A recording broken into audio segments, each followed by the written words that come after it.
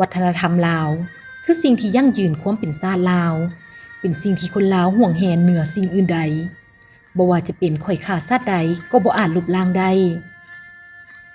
ลาวเฮาเคยผ่านการเป็นหัวเมืองขึ้นของสยาม114ปีและยังสืบต่อตกเป็นหัวเมืองขึ้นของฝรั่งอีกตลอดเวลา60กว่าปีใต้เอกปกครองของฝรั่งพวกเขาได้พยายามลบล้างฮิตของประเพณีอันเป็นสิ่งเคารพบูชานับถือของคนลาวมาแต่โบราณพวกเขาได้นำเอาวัฒนธรรมตะวันตกเข้ามาเผยแพร่โดยโฆษณาว่าประเทศฝรั่งเป็นประเทศที่ศรีวิไลเจริญและหังมีทั้งมีความเมตตาอยากช่วยสร้างอาณานิคมเพื่อเฮ็ดให้ลาวมีความเจริญเหมือนกันเพราะฉะนั้นคนลาวจึงต้องยอมรับเอาวัฒนธรรมของฝรั่งอย่างสิ้นเชิงบ่ว่าจะเป็นทางด้านวิทยาศาสตร์เทคนิควัฒนธรรมก็คือด้านคุณสมบัติแบบวิธีดำรงชีวิตภาษาฮิตของประเพณีและจงป้าทิ่มฮอดสัญชาติลาวให้เข้าเป็นสัญชาติฝรั่งและอื่นๆพร้อมกันนั้นก็ต้องทิ่มวัฒนธรรมของลาวอันที่ขัดแย้งกับสิทธิผลประโยชน์ของฝรั่งพวกลาวมันขึ้นฝรั่งได้พยายามสร้างวัฒนธรรมลาวให้กลายเป็นสังคมข่อยข่าโดยการแบ่งแยกชนชั้นและชนเผ่าในลาวพวกเขาได้เลี้ยงเกลือพวกศักดินาอาณาซิตเจ้าขุนมุนนายที่บอกได้ใส่ฟังเพื่อไว้เป็นเครื่องมือของพวกเขาในการปกครองปราบปรามและกดขี่ขุดหีดสาวผู้ออกให้งานพวกเขาได้เบื่อเมาพวกศักดินาชนชั้นปกครองและประชาชนลาวหวังทำลายฮิตของประเพณีอันจบงามของคนลาวคือพวกเขาได้ส่งเสริมให้มีหงส์โสเภณีกินเหล้าเมายาสูบฟินลิ่นเบียร์เจี้ยไพ่และอื่นๆประชาชนลาวผู้มีมนต์เสื้อรักษาฮิตของประเพณีรักษาวัฒนธรรมอันจบงามของตนมาแต่โบราณกาลนั้นก็ยังสืบต่อปกปักรักษาวัฒนธรรมและสังคมอันจบงามของตนไว้ในตลอดเวลาที่ผ่านมาประชาชนลาวมีมนต์เสื้อดูมันขยันเพียรในการออกงานแต่พร้อมกันนั้นก็มักเบิกบานมวลซืน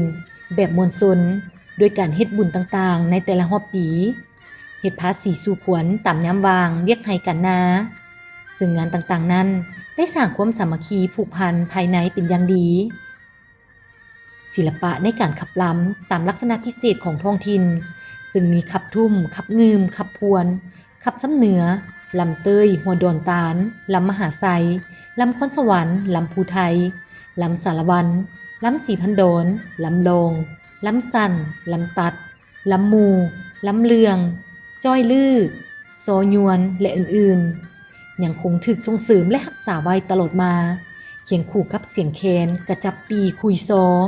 อันเป็นเครื่องดนตรีสัญลักษณ์ประจำชาติลาววัฒนธรรมลาวในการแต่งกาย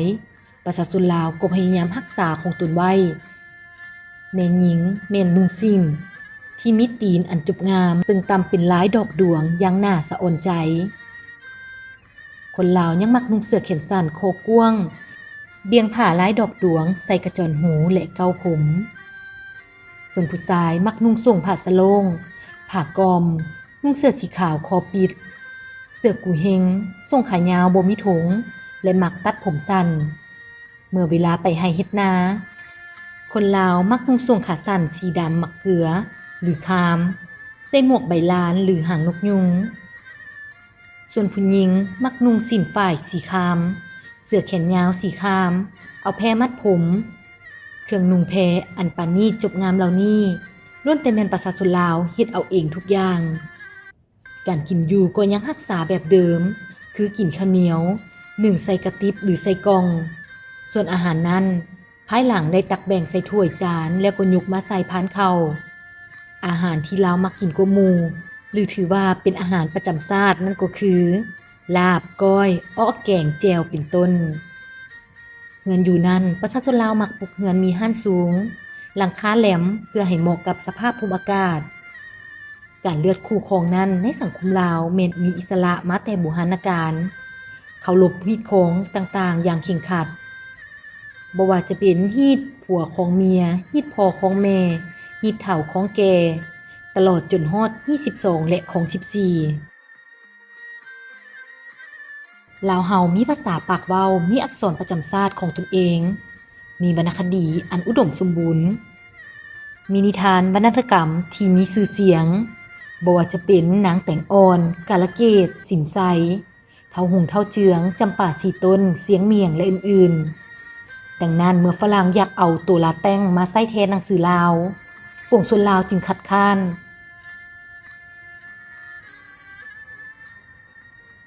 ประชาชนลาวส่วนหลายได้ถือศาสนาพุทธมาแต่ดุนนานอยู่ท้องถิ่นใดๆก็ล้วนแต่มีวัดเป็นของตนเองซึ่งมันได้กลายเป็นศูนย์กลางวัฒนธรรมของคนลาวในท้องถิ่นนั้นๆมาแต่บูหานกาลและในเวลาที่พวกลาวเมืองขึ้นฝรั่งปกครองนั้นประชาชนลาวก็ได้อาศัยวัดเป็นศูนย์กลางเพื่อสืบโตรักษาและเสริมขยายมูลเชื่ออันดีงามของชาติรักษาฮิตของประเพณีอันจบงามด้านต่าง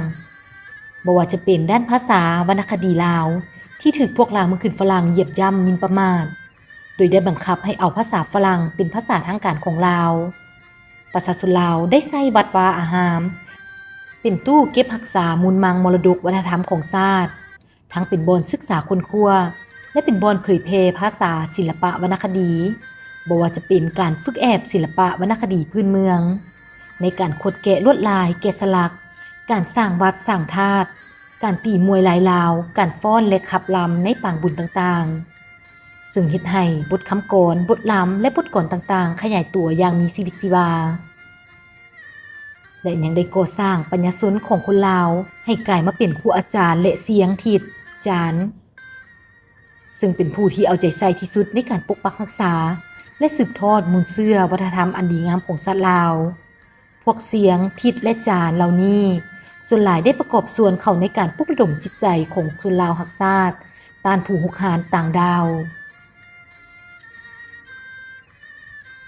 และเมื่อพวกฝรั่งเห็นได้ความสำคัญของศาสนาพวกลาวเมืองขึ้นฝรั่งจึงได้พยายามเข้าแทรกแซงเวียกงานศาสนาเพื่อหมุนไส้ศาสนามาหับไส้การปกครองของพวกเขาซึ่งในปี 1924 พวกเขาได้แต่งตั้งคณะกรรมการขึ้นคณะหนึ่งซึ่งประกอบด้วยฝ่ายนักบวชและฝ่ายปกครองเพื่อดำเนินการค้นคว้าเกี่ยวกับศาสนาและสภาพของวัดในประเทศลาวโดยแนใส่เฮ็ดให้พวกลาวเมืองขึ้นฝรั่งกำสภาพของศาสนาพุทธและวัดตลอดจนถึงการเคลื่อนไหวต่างๆของวัดได้เป็นอย่างดีอันใดเฮ็ดให้พวกเขาได้วางนโยบายสวยไส้จุดอ่อนของศาสนาเพื่อปกครองประเทศลาวพวกเขาได้เอาคำว่า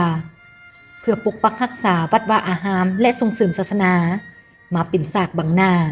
เพื่อดัดแปลงระเบียบพระสงฆ์และส่งเสริมให้ประชาชนเชื่อถืองมงวยขาดน้ำใจต่อสู้ลดพรสติศาสตร์ขาดความสามัคคีปุ่มลุ่มกันใส่ศาสนาแบ่งแยกความสามัคคีภายในชาติภายในการจัดตั้งของพระสงฆ์บิดเบือนพระธรรมคำสอนและอื่นๆและนอกจากนั้นพวกเขายังได้สวยไส้คำสอนเรื่องบาปบุญของศาสนาพุทธไปในทางที่ผิดโดยได้สอนว่าทุกคนจะดีจะชั่วแม้แล้วแต่โชคชะตาราศีความดีความชั่วมันหักเป็นเองคนเฮาทุกยากขัดขืนในที่นี้แม่นย้อนบุญกรรมน้ำแต่งและสอนให้คนลาวฮู้อ่อนน้อมต่อเจ้านายหับไส้เจ้านายแบบข่อยค่าทั้งส่งเสริมให้เชื่อถือผีสางเทวดาฟ้าแทนให้เฮ็ดบุญทำทานฝากความหวังทุกอย่างไว้นำชาติหน้าพุ่นพร้อมเดียวกันนี้พวกเขาก็นำเอาศาสนาคาทอลิกเข้ามาเผยแพร่อย่างกว้างขวางอีกตืมเพื่อทำลายพุทธศาสนาและอีกด้านหนึ่งก็เพื่อแบ่งแยกชนชั้นประชาชนลาวบรรดาเผ่าจำนวนหลายได้มองเห็นเลขกลอันโหดเหี้ยมของพวกปกครองฝรั่งดังนั้นประชาชนจึงพยายามส่งเสริมจุดดีของศาสนาและของวัดได้ใช้วัดให้เป็นในทางที่มีผลประโยชน์ทางด้านเศรษฐกิจการเมืองวัฒนธรรมสังคมสำหรับพระสงฆ์ก็คือสำหรับหมดทุกคนโตข้าราชการนั้นพวกฝรั่งได้จัดตั้งสโมสรอันหนึ่งขึ้นชื่อว่าสโมสรข้าราชการลาวโดยแนใส่หันเปลี่ยนและเบื่อเมาข้าราชการลาวด้วยการส่งเสริมให้รับเอาวัฒนธรรมฝรั่งถือเอาสโมสรเป็นบ่อนพบปะสนทนากินดื่มลิ้นการพนันและอื่นๆเพื่อเฮ็ดให้คนลาวลืมชาติและบูชาฝรั่งสโมสรยังเป็นบ่อนติดตามพฤติกรรมของราชการคนลาวที่มีลักษณะต่อต้านฝรั่งสโมสรข้าราชการนี้ได้รับเงินอุดหนุนปีละ100กีบ ฉะนั้นจึงเป็นผลให้ประชาชนลาวทุกชนเผ่าผู้ที่นับถือและหักโหมวัฒนธรรมลาวจึงมีจิตใจเครียดแค้นที่สุดต่อการปกครองและการกดขี่ขุดหีดของพวกข้าเมืองขึ้นฝรั่งที่บังคับทางด้านร่างกายและจิตใจนับตั้งแต่มื้อแรกที่ก้าวเข้ามาปกครองลาวจนฮอดมื้อสิ้นสุดของพวกเขา